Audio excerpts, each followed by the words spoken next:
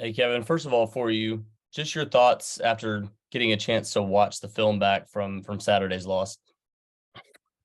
Corey, they shot the ball really well. I was very disappointed. Obviously I'm, very stubborn when it comes to our defense with this group here, man, but they were really good. They shot the ball extremely well. I thought, some of those, I thought were contested. Some of them, they made it.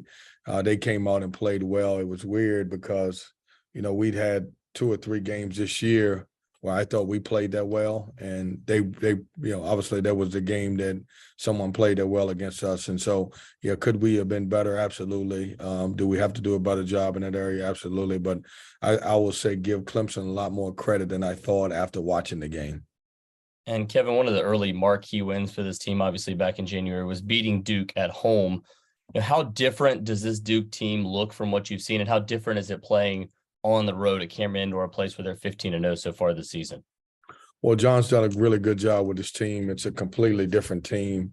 They're playing really good basketball. They got Roach back, and he's playing a little bit, off the ball. And, the young guys have really, really gotten better. And obviously, I don't even think we can call them young guys because at the end of the year now, at the end of February, they should be sophomores and grown up.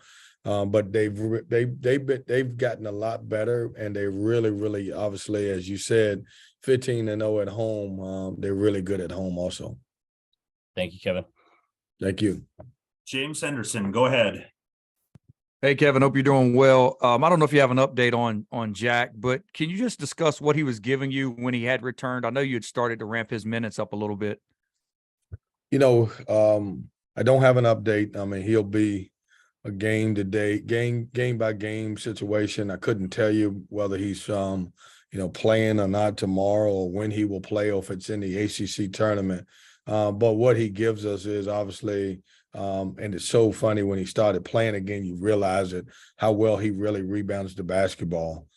He goes after it, but it gives you another kind of a 6'8", 6'9", long, athletic wing that can shoot the ball, and we can play him at some 3, and we can play him at some 4.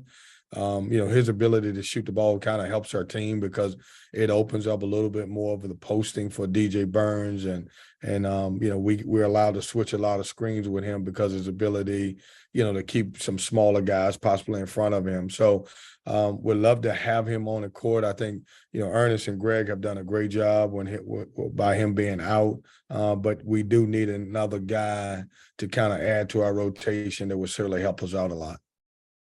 Thanks, Kevin. Thank you. John Johnson, go ahead. Good morning, Coach. You brought up the ACC tournament there real quick, and I wanted to ask you about it. And I asked Coach Shire about this a little bit earlier. Just wanted to get your thoughts on the importance of having the tournament in Greensboro, a city like that with its history and its history within the ACC. Your thoughts on playing in Greensboro? Well, you're probably trying to start an argument with somewhere by asking that. The tournament's always been a big success in Greensboro. And I think we all know that I'm a guy who grew up in Lynchburg, Virginia, and Greensboro is probably about an hour and 45 minutes away. And so I've always enjoyed it there. I think the folks in Greensboro has always done a tremendous job putting on a good tournament. I'm glad it's there. I hope it comes back in the future. I think it's a really good place to have it. Now, when you got good basketball teams, you can put the tournament a little bit of everywhere and people are going to come, but it is special that it's back in Greensboro. Thanks, Coach. And I wasn't trying to start any fights. This is where I reside. So all right. I appreciate your comments. I love the fact that you asked the question because I think it's important that we do get a chance to discuss Greensboro because it is a great place for the tournament. Thank you, Coach. Yep. David Thompson, go ahead. Hey, Coach. Obviously, I'm sure you're expecting more of a dogfight against Duke than last time, but what do you expect to have success in this game that you did in the last against Duke? Well, I don't know. I tell people when you play teams a second time around, I know everybody's like, oh, man, what can you take from the first game? I just don't know what you can take. I thought we played really, really well. and I didn't think they had one of their better games.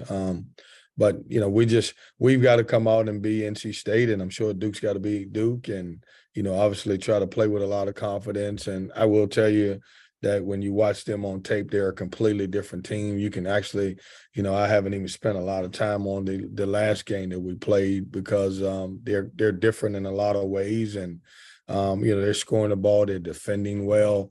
We have to continue to take care of the basketball. We got to continue to play the game inside out. We got to try to get in transition if we can, and play a lot better. And they've done such an incredible job. I think they may be one of a few teams in our league that's undefeated at home, and so that says a lot about their program right now. We'll go to Royal Howell. Go ahead, Royal. Good morning, Coach. Hope you're doing well. Coach, what do you think in the last 4 games? Terquavion, he shot 18 for 61 from the field, 7 of 30 from deep. What do you think's been the biggest reason for the struggles? Is it just him rushing the shot attempts, or more about, just volume shooting, or just trying to put the team in better situations to succeed 2-2 throughout that span? What do you think's the biggest reason for the poor struggles from the field and 3-point range in the last 4 games? Well, I think he's getting probably the best perimeter defender because obviously his ability to score, still. And what I like about him, he hasn't shot the ball well as of late, but he still have had productive games for us, and meaning passing the ball, playing solid in different ways. Doesn't take much for him to get back going. The great thing about him, Royal, is that he has a short-term memory. So those stats that you're talking about, he don't even know what you're talking about. But I think a lot of it is people are game planning him, obviously trying to be physical with him. We've got to put him into a few more better spots to be able to get some easier shots. And I think for him, getting out in transition will help him a little bit more. Driving the ball instead of settling for a few outside shots, I think will be, something that'll help him and our team a little bit more. And Coach, as you head to Cameron tomorrow night, your team's one of the highest scoring teams in ACC offensively, and Duke's one of the best defensive teams in the ACC. Something has to give tomorrow night. Call it like it is. What are your 3 keys to winning in Cameron Indoor tomorrow night? Well, I just think we got to be us. I think, as you said before, we've demonstrated that we can really score the basketball. And I think we have to be productive. And that's through, a lot of ball and player movement and, can we get a few offensive rebounds? Can we get out in transition? I think we have to really be good and take care of the basketball. Duke's, they're really good, especially when they can turn you over. And, obviously we don't want to have a lot of turnovers for touchdowns where they're getting a lot of easy baskets. Thanks, Coach. Thank you. We'll finish up with James Henderson. Go ahead, James. Yeah, Kevin. I think you guys are the only team in the country in the top 10 in fast break points and fewest turnovers. Can you just discuss that dynamic of being able to run and play with pace, but also limit your own turnovers on the offensive end with your team? Yeah, I'm so proud of our guys and it usually doesn't work that way when you have a team who, presses and have so much freedom. I think we've done a good job, and a lot of the credit should go to, the 3 guys who really handled the ball a lot for us. Terquavion, Jarkel Joyner, and then DJ Burns. Those guys have really stepped their game up as far as making great decisions, and any opportunity that we can get out and run. I think our guys do a good job of running and rebounding the ball and getting out and running. But I've been very impressed with the way we have been able to take care of the basketball, which says a lot about the guys in the program. And, we need to do that in order to be a really good basketball team. You want to limit your turnovers and try to get as many easy baskets as you can. Kevin, thank you for the time. Appreciate it. Thanks, guys. All right.